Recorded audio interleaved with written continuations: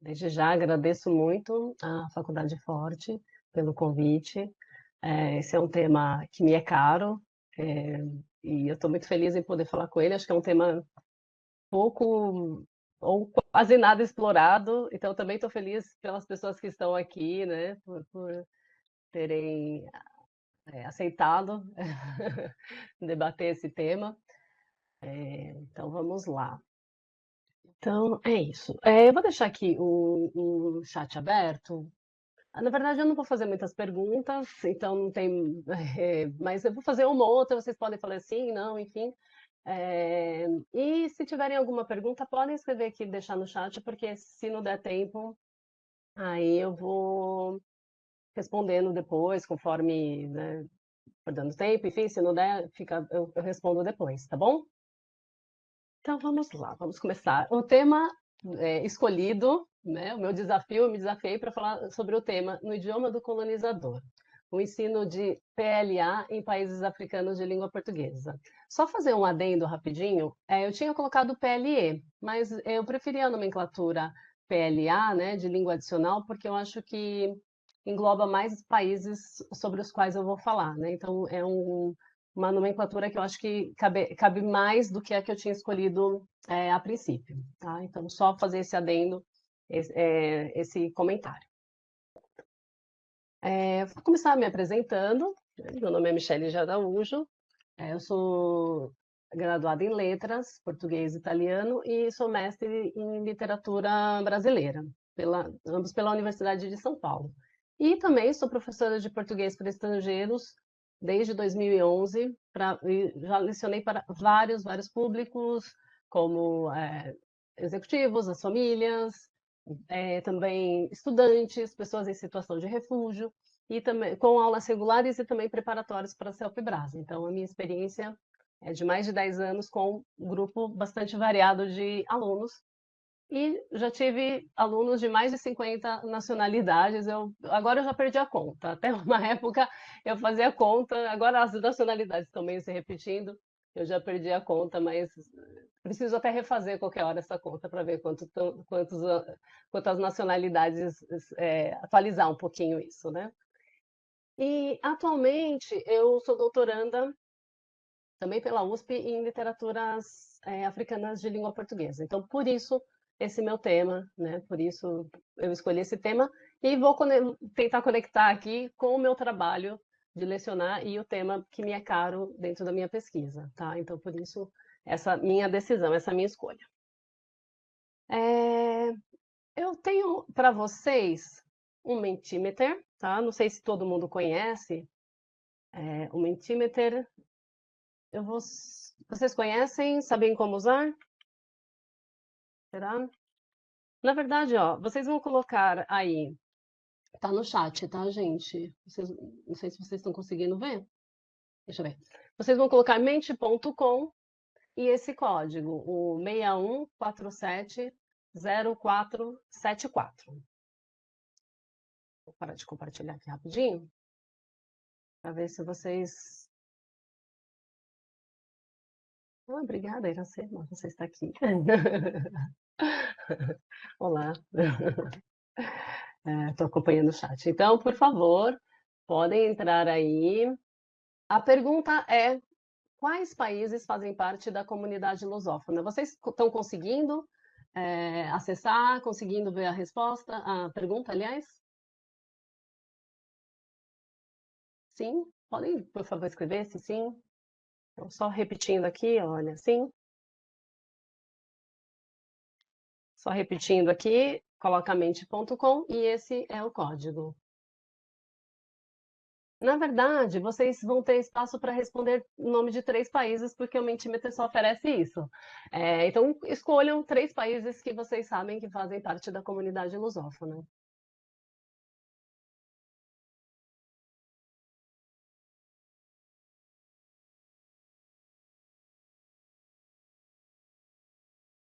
Alessandra, eu só vejo você. Você conseguiu entrar? Eu só vejo você, ninguém está dizendo nada. Não, não, não, não é problema. Eu só queria saber se você conseguiu entrar. Ah, tô vendo. Tá, tem respostas. Lara, você levantou a mão?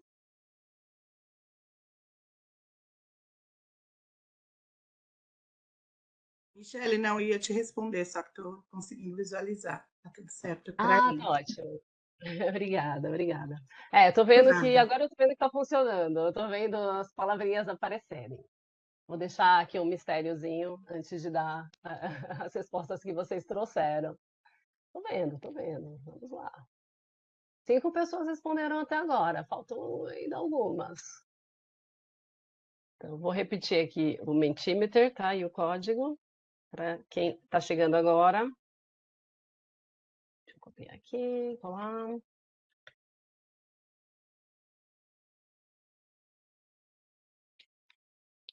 Esse é o Mentimeter. Uhum. Ah, tá citando. 11, pronto, acho que já deu. Perfeito, vou revelar então a resposta. Nossa, tá se modificando a todo momento aqui. Eu vou revelar as respostas aqui que vocês deram. Rapidinho. Opa, aqui na tela 2. Essa então foi a resposta, que ainda está se transformando. Essa está sendo a resposta. Então colocaram aí, deixa eu ver. Bissau, 2 vezes, Angola apareceu, Macau, Moçambique, Portugal, Cabo Verde, Brasil, Timor-Leste e São Tomé e Príncipe. Bom, boa resposta. Eu vou agora mostrar no meu PPT, tá? Então gravem bem essa resposta, porque eu vou mostrar aqui o meu PPT com a resposta correta. Então vamos ver se vocês acertaram tudo ou não, como é que foram. Bom, vamos lá, vamos lá. Tá quase 100%, eu diria, mas por 2 detalhes. Então aqui tem as bandeirinhas e os países na ordem alfabética. Falaram Brasil, Angola, ótimo, Brasil. Cabo Verde apareceu, Guiné-Bissau. Não apareceu Guiné Equatorial.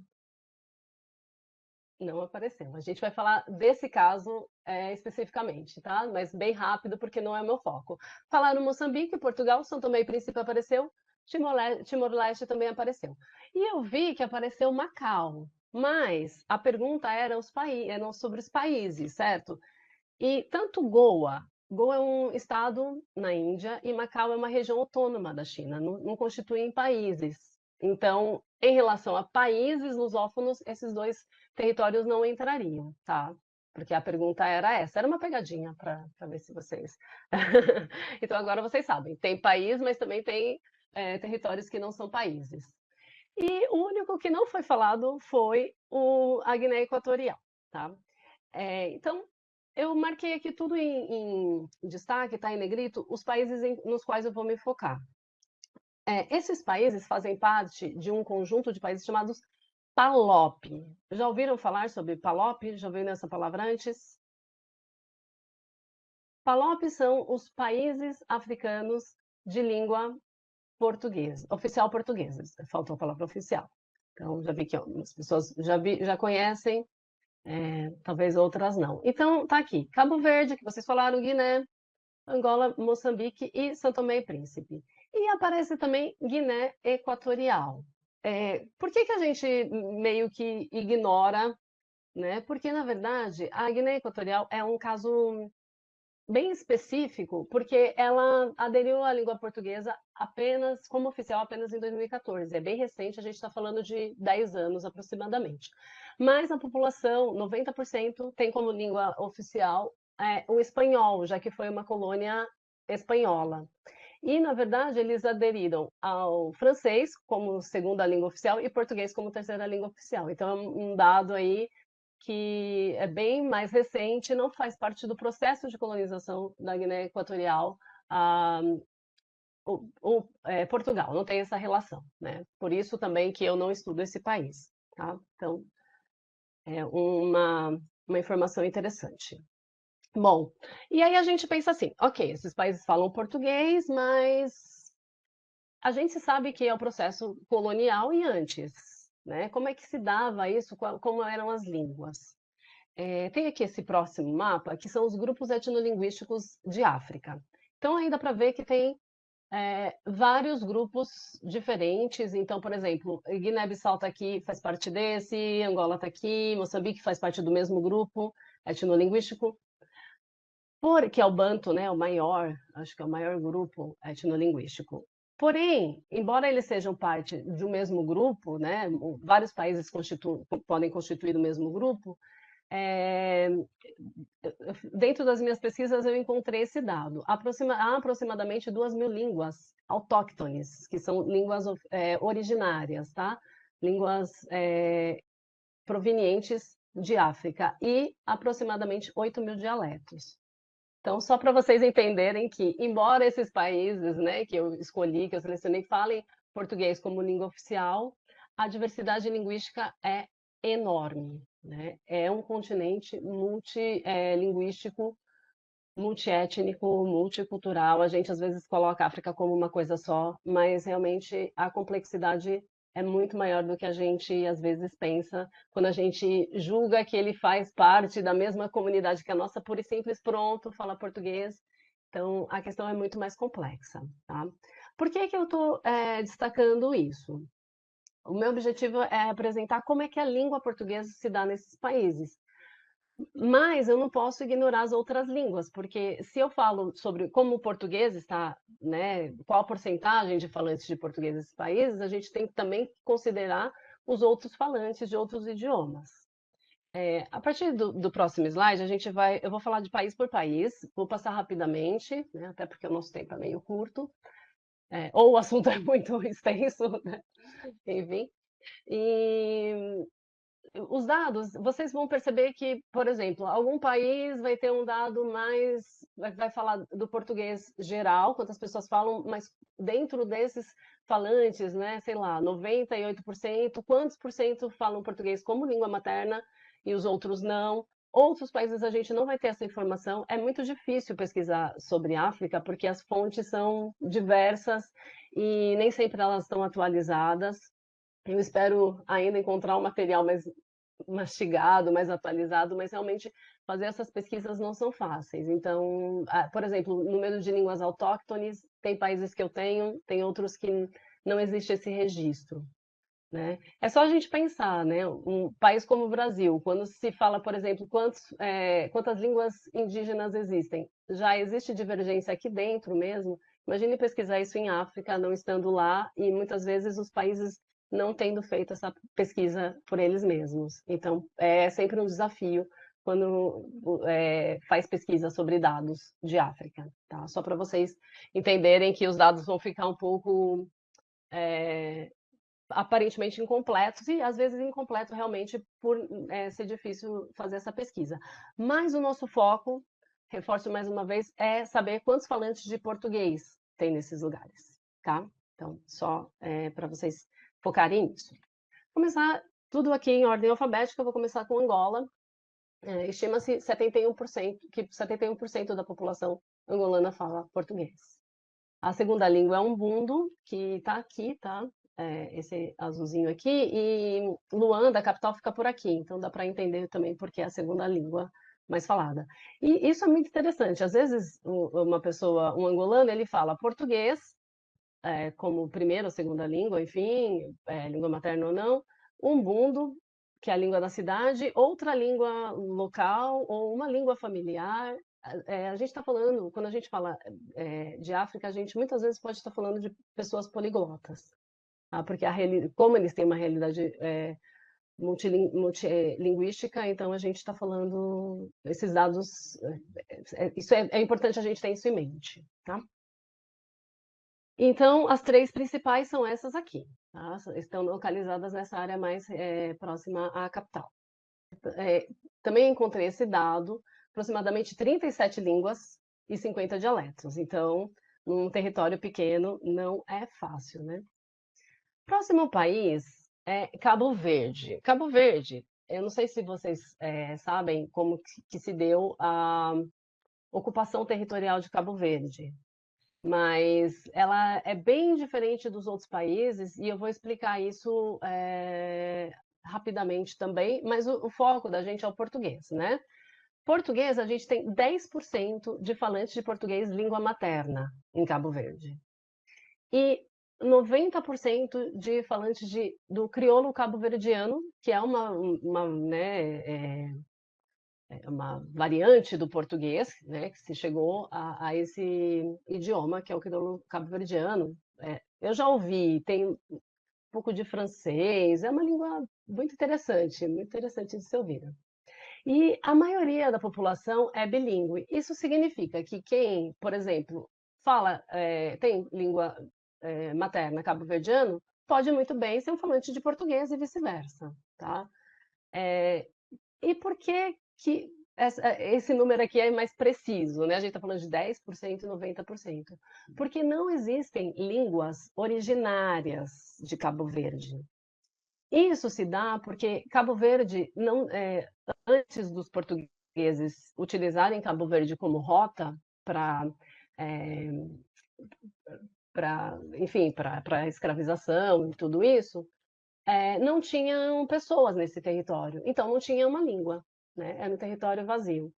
Por isso não existem as línguas autóctones lá. Então é mais bem delimitado, tá? Ah, e Cabo Verde está aqui, tá, gente? Ó, continente, Cabo Verde são essas ilhas aqui, o mapa maior, e a capital se chama Praia. Eu gosto desse nome, Praia. É fácil de lembrar depois, né? Bom, o próximo país é Guiné-Bissau, vocês colocaram aí também. E aqui, o número de falantes é bem pequeno, tá? A gente está falando de 15% da população de Guiné-Bissau como falante de português. E a língua mais falada é, sem dúvida, o crioulo, né? O crioulo de Guiné-Bissau.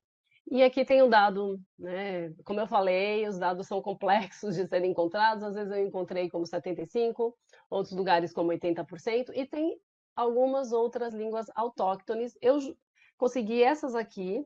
Tem uma chamada papel, acho bonitinha também. Muitas começam com V, achei isso curioso, né? Enfim, essa é a situação de Guiné-Bissau hoje.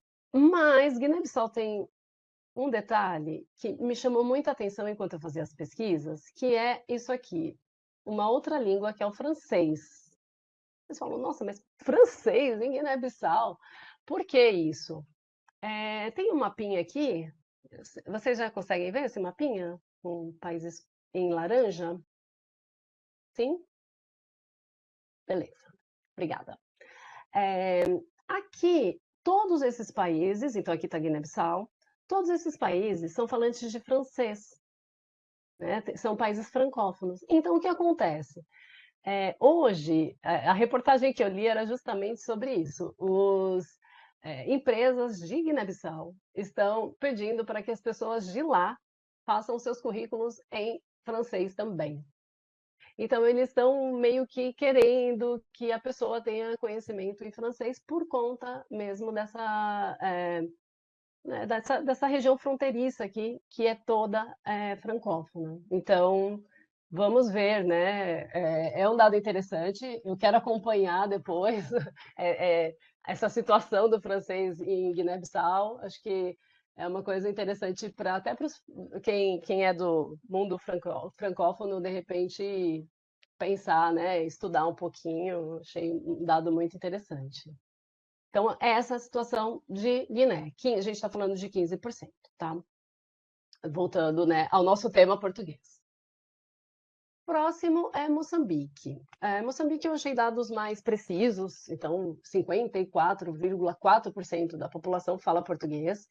Não tinha a quantidade de português língua materna, esse dado eu não encontrei.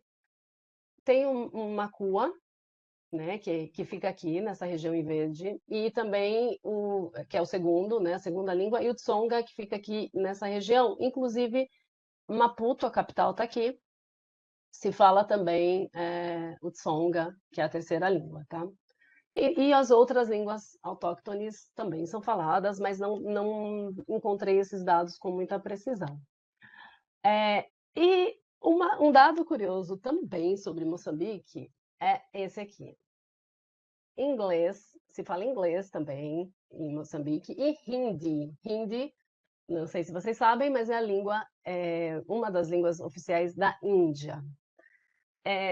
O inglês, como eu leio literatura de Moçambique, para mim já era um dado que era fácil facilmente encontrado, né? Enfim, eles têm palavras mesmo, em alguns livros que eu li já encontrei palavras do inglês. Mas se dá pelo fato da proximidade, ó. Aqui onde eu estou com o meu cursor é Moçambique e aqui é África do Sul. Então, essa região fronteiriça, é muito comum o uso do inglês. Mas o hindi, ele me surpreendeu mais, mas é por conta do famoso caminho das Índias, antes, né, de se conhecer a América, antes desse comércio com a América, se fazia essa rota. E dentro dessa rota, as pessoas saíam de Goa, ó Lagoa, né? Português também. E vinha para a África, chegando em Moçambique, e muitas pessoas ficaram, constituíram família, e tem uma comunidade grande de pessoas provenientes dessa região, e ainda hoje tem pessoas que vêm da região da Índia para viver em Moçambique. Então, tem uma comunidade indiana. Eu vi em algum dado que era a sexta maior diáspora indiana, né? Então, o sexto maior grupo de indianos fora da Índia estava em Moçambique. Não é pouca coisa, né? Então, a terra índia apareceu aqui, mas voltando, nosso foco é português. Metade da população a gente sabe que fala português, então a outra metade não tem português, né? A gente pensa quantos tem, mas também tem que pensar do outro lado, quantos não tem. E o último país é São Tomé e Príncipe. Então, aqui tem dados bem precisos também: 98,4% da população fala português, sendo que 50% o português é a língua materna, tá? A segunda língua é o São Tomé, e eu não sei pronunciar essa língua aqui, não, mas ela tem 1% e tem outras várias línguas autóctones também, né, em São Tomé e Príncipe, mas os dados não eram muito precisos. Aqui tá, então, opa, desculpa, aqui tá o São Tomé e Príncipe, e se a gente for ver, ó, fora do continente, não faz fronteira com, né, nem é perto. O país mais perto que se fala português é aqui, Angola, né? Aliás, todos são bem distantes um do outro, né? É um caso bem. Cada um tem o seu português e fica meio isolado por conta dessa distância. E uma curiosidade, estou cheia de curiosidades, né? É o crioulo cabo-verdiano, que a gente já viu que 90% da população de Cabo Verde fala o crioulo cabo-verdiano. Estima-se que 33% da população de São Tomé e Príncipe é proveniente de Cabo Verde. Então, essa língua também é falada lá, em São Tomé e Príncipe. Tudo bem, gente? Muitas informações, né? Não sei, para mim, muitas coisas foram novidades. Eu gostei de aprender sobre isso, porque tinham coisas muito interessantes, né? Ai, que bom, que bom. Eu acho também muito interessante, muito interessante. Bom, então eu falei para vocês, foquem na quantidade de pessoas que falam português. Como a gente vê, a- é variado, né? E a gente não sabe também quanto de português essas pessoas têm, né? Então, e também tem população que fala uma pequena parte, como 15% de Guiné-Bissau. Qual o nível de português? Esses dados a gente não tem, mas é importante para a gente pensar no seguinte, né? Se essas pessoas não estão com português tão consolidado, né, eu acho que é uma coisa que a gente deve ficar de olho enquanto professor de língua também, né? Eu falo aqui no meu papel de pesquisadora por causa do meu doutorado, mas também como professora. E pensando assim, um falante, qual a vantagem para eles em terem português, em estudar português? Vamos pensar, por exemplo, aqui, Moçambique, que 50% fala português. Qual a vantagem de estudar português, né? Não sei se vocês. Então, tem uma pergunta aqui, né? Uma pergunta bem direta, na verdade, pensando nisso. Que oportunidades existem para eles, né? Esses estudantes de português desses países no Brasil? Então, só pensando aqui em Brasil. Eu não sei se vocês já ouviram falar desse programa que se chama PEC-G. Programa de Estudantes Convênio de Graduação. Já ouviram falar? Podem colocar aí sim, sim. Uhum. Bom, para quem não conhece esse programa, então vou falar rapidinho, porque pelo jeito vocês já ouviram falar, mas é um programa que existe desde 65, então já é um programa bem consolidado no Brasil e oferece para os estudantes estrangeiros de várias nacionalidades a oportunidade de estudar, fazer graduação no Brasil, né, em uma instituição de ensino superior. É conectado com o Ministério das Relações Exteriores e Ministério da Educação. Então, esse programa é uma oportunidade para que essas pessoas venham e estudem no Brasil. Só para vocês terem uma ideia, atualmente existem 72 países participantes, sendo que em África a gente está falando de 29. A África tem 54 países. Então, a gente está falando de um número bem grande de países que têm esse convênio. Ah, é bem legal, é verdade. E olha aqui, né? Os países que eu falei que a gente ia estudar, focar, todos eles participam desse convênio. Inclusive a Guiné Equatorial, né? Que eu falei dela, mas ela tá meio esquecidinha aqui, mas eu lembrei dela um pouquinho, tá aqui. Até a Guiné Equatorial participa desse programa. Só para vocês terem uma ideia, aqui tem as instituições participantes, eu estou falando só do estado de São Paulo, tem no Brasil inteiro esse programa, e a gente tem desde universidades privadas, então o Centro Universitário Barão de Mauá, a PUC de São Paulo, PUC de Campinas, a gente tem as públicas, o UFSCar, Unesp, Unicamp, USP, todas essas universidades aceitam esses alunos, né? E aqui tem até o número de vagas, eu acho, se eu não estou enganada, eu peguei do último, acho que é do ano passado, tá? Então, esses dados estão bem atualizados, essas foram as últimas informações de vaga. E também, além do PEC-G, existe o PEC-PG, que é basicamente a mesma coisa, só que agora o convênio é para estudantes fazerem pós-graduação no Brasil. E é bem mais recente, né? A gente está falando, outra é de 65, essa é de 81. E as instituições são as mesmas. Então, essa lista que eu mostrei agora também podem estar dentro desse programa de pós-graduação, né? E só para vocês terem uma ideia, a gente está já, durante todos esses mais de 20 anos, 3.000 pessoas já vieram para cá para estudar, para fazer pós-graduação no Brasil. Então, a gente está falando de um número interessante de estudantes, né? Bom, agora, vou até beber um pouquinho d'água para a segunda parte.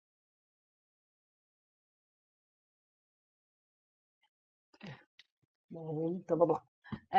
Como é que esses alunos fazem, né? Eles vão precisar.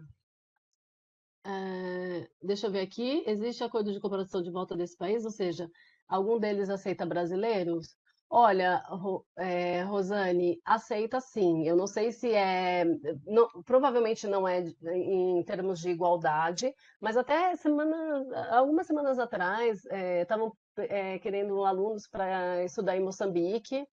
Portugal tem convênio também, até acho que o Enem, né? As pessoas fazem prova para o Enem, mas eu não saberia te dizer se esse acordo impede igualdade, entendeu? Se todos participam, se todos oferecem o mesmo número de vagas, isso aí eu já não vou saber, mas eu acredito que muitos tenham sim, porque geralmente esses acordos são bilaterais, né? Geralmente são.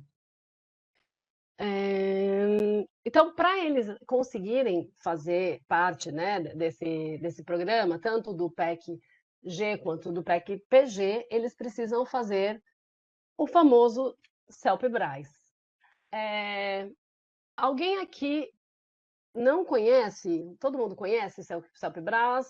Se você não conhecer, pode aqui colocar um não, só para eu saber o quanto eu vou explicar ou não do CELP-BRAS, porque se todo mundo conhece, já fica mais fácil.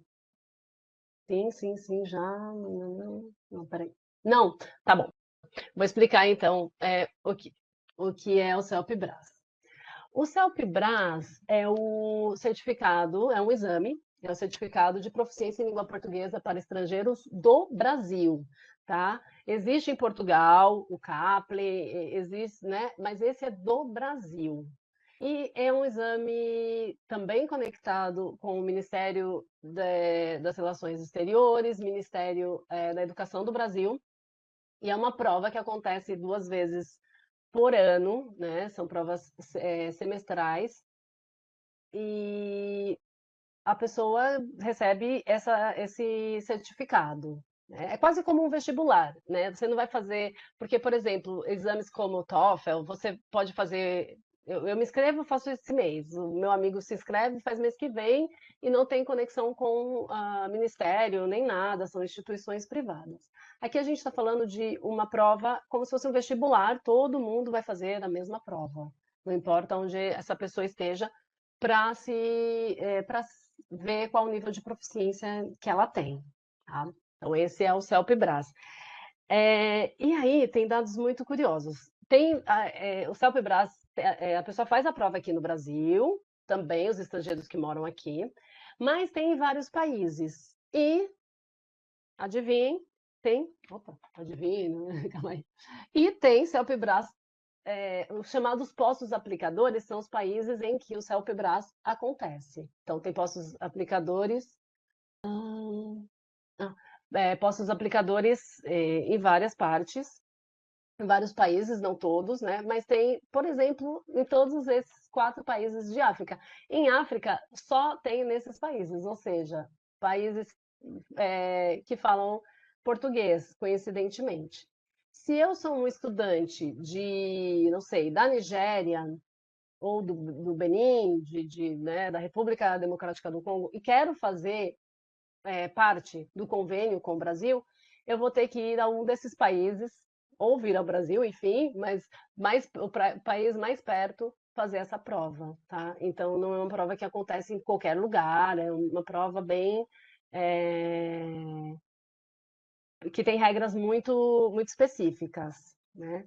E aí a gente tem, em Angola, esse daqui é dessa última edição de 2024 já, tá? Esses dados estão atualizados. Em Angola, abriram 150 vagas, isso significa que 150 pessoas podem fazer essa prova esse ano. Cabo Verde abrindo 170, Guiné 100 e Moçambique 250 vagas. A gente está falando aí, eu sou péssima em matemática, mas de mais ou menos uns 700 pessoas, 700 estudantes podem prestar essa prova em África para isso, por exemplo, participar do PEC-G ou PEC-PG. E aí as pessoas falam assim, nossa, mas só 150 vagas, 250? Ah, parece pouco, né? Se as pessoas estão bem interessadas. A título de curiosidade,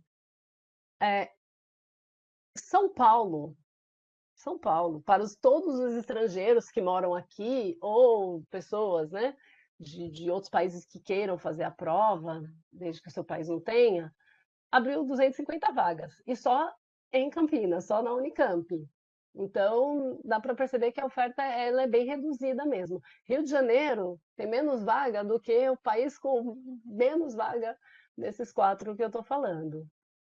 Então, o número de 250 pessoas em Moçambique é um número alto.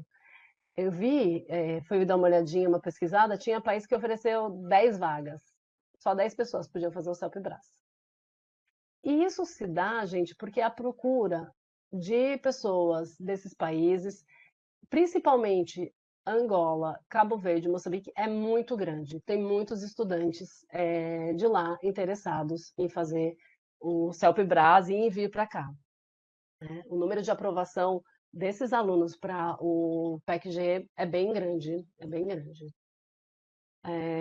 Bom, e aí, vamos pensar. A gente está falando aqui até aqui de estudantes, como é que eles vão fazer, e a gente, né? Vamos mudar o foco aqui. Né? Agora, meu papel de professora, né? Antes é pesquisadora, professora. Que oportunidades existem para nós, né, enquanto professores de língua portuguesa, dentro desse cenário, tá? Em primeiro lugar, a gente pode preparar alunos para o CELPE-BRAS. E aí o aluno vai precisar ter o nível intermediário, conhecer cultura brasileira, conhecer o modelo da prova, que tem parte escrita, oral, fazer vários simulados. Ele precisa fazer isso. E aí a gente entra enquanto professor. O que que a gente vai fazer? Toda vez que eu tenho um aluno de CELPE-BRAS, ele produz, mostra o modelo, eu corrijo. Pois é, né? Pois é. Pois é, Lara. Exatamente por isso eu quis trazer esse tema, porque meio que buga a nossa mente, né? Como é que eles são lusófonos e eles precisam de português? O que está acontecendo? Essa é a minha pergunta. Então, voltando aqui, também a gente pode, como professor, observar a produção oral deles, né? E falar, olha, você precisa melhorar isso. Enfim, a gente prepara esses alunos para eles fazerem esse exame. Até aqui, eu já preparei alunos, já preparei também alunos até em situação de refúgio. Então, até aqui eu já trabalhei, né? Já ajudei pessoas a fazerem essa prova. Para quem nunca viu, né? Eu vi que tinham pessoas que não conheciam ainda. Essa aqui é a carinha do site, né? O site da Universidade Federal do Rio Grande do Sul. Você encontra todo o acervo das provas que foram aplicadas. É um bom lugar para quem não conhecia e quer preparar material, quer buscar uma fonte confiável. Pode dar um Google também, tá? Escreve CELPE-BRAS Acervo, vai aparecer o site da Universidade Federal do Rio Grande do Sul e vai lá, veja o acervo, manuais, divirta-se e boa sorte. É um universo que vai se abrir para quem for preparar alunos para o CELPE-BRAS. Você pode encontrar alunos, né, através de escolas de idioma que falam, eu quero fazer o CELPE-BRAS, sites de ensino online também, indicação de aluno e de ex-aluno, acontece, e ONG. Eu já preparei alunos para o CELPE-BRAS usando essas três formas. Então, eu já consegui alunos dessas três formas. Agora, eu vou falar um pouco de um programa, e meu tempo está acabando, não sei como eu vou fazer isso, mas vamos lá. Eu falei, gente, é muita informação, é muita informação. Esse programa, na verdade, eu ainda não participei, não tenho essa experiência, não tive essa experiência, diferente do CELPE-BRAS, mas é o programa do leitorado. Tem alguém que não pode escrever aqui, se nunca ouviu falar, pode colocar não para. Ih, Natália apareceu. Tô encrencada com o horário? Você apareceu? Como é que estamos? Tô muito encrencada? Natália, posso continuar? Bom, vou continuar aqui, gente.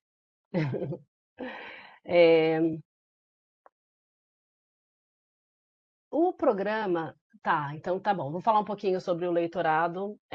O leitorado é o seguinte: é o contrário do. A gente tinha os alunos que vinham para cá, agora é o contrário. É um programa que está conectado com o Instituto Guimarães Rosa e a CAPES. Eu vou ler aqui porque eu acho que essa parte é importante. O programa Leitorados Guimarães Rosa financia leitores, ou seja, professores brasileiros, para atuar em instituições de ensino superior estrangeiras. Então, é uma espécie de concurso público que a gente faz através dessa plataforma da CAPES, né? E a gente pode atuar em vários países dando aula de português, né? É uma seleção bem rigorosa, eles pedem projeto, eles pedem titulação, tá? Então, é uma oportunidade também. O único porém, né, são 2 anos que você fica nesse país, nessa instituição. De 2 a 4 anos, quando você é aprovado. Tá? Vou passar rapidamente, já que o meu tempo está escassíssimo. Eu vou só mostrar parte dos editais que falava dos países africanos de língua portuguesa que tiveram esse programa, tá? Então, em 2014, teve vaga para Cabo Verde, para Moçambique, Sim, Iracema, uma vivência muito importante. 2018, Cabo Verde de novo, Moçambique de novo, São Tomé e Príncipe. 19, Guiné-Bissau teve vaga, Angola também. 22, Cabo Verde, Guiné-Bissau, Moçambique, São Tomé e Príncipe. E aqui eles sempre colocam os pré-requisitos, então tem universidade que pede doutorado, tem universidade que pede mestrado, outras só graduação, você vai ter que entrar nesse, né, quem se interessa por isso vai ter que entrar e estudar caso a caso, né? Aqui estão as atribuições do professor, então lecionar literatura, organizar cursos, produzir material de apoio, enfim. Nessa coluna eles falam os benefícios que eles dão, então, biblioteca, né? O professor pode usar biblioteca, você fala, que bom. Computador com internet, tá bom, tá bom. E aqui o valor que você recebe mensal. Ultimamente, esse valor de 3 mil dólares na moeda local, mas o valor é 3 mil dólares, está sendo uma constante. Eu fiz uma tabelinha bem resumida, tá, da situação com essas informações. Então, tem aqui, como vocês podem ver, de 2019 até agora, a carga horária meio que se fixou. Estamos falando de 30 horas semanais né, de trabalho, e o valor meio que se fixou também em 3 mil dólares. Tá? Então, essa é a situação atual dos valores, né, e o sistema de hora do professor. Tá?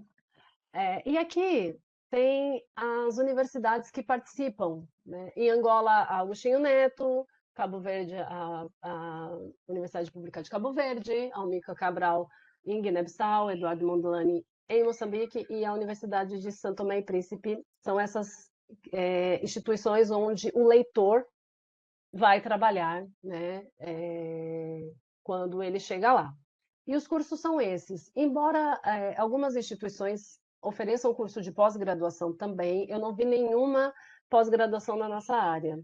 Né? Pode ser que eles deem também peçam professor de português por algum motivo, mas o curso, eu só vi graduação com curso de língua e literatura. Né? Então, e vi esses cursos aqui. Provavelmente os leitores que são contratados do Brasil vão para essas instituições trabalhar dentro desses cursos. Tá? E, bom, como a gente chega nisso, a mesma coisa que eu expliquei lá do CELP-Brás, né? Eu dei os caminhos das pedras, pode dar um Google também, coloca CAPES, Programa Leitorado, e você vai ter acesso a essa página da CAPES, do governo. Aqui vão ter os vários editais.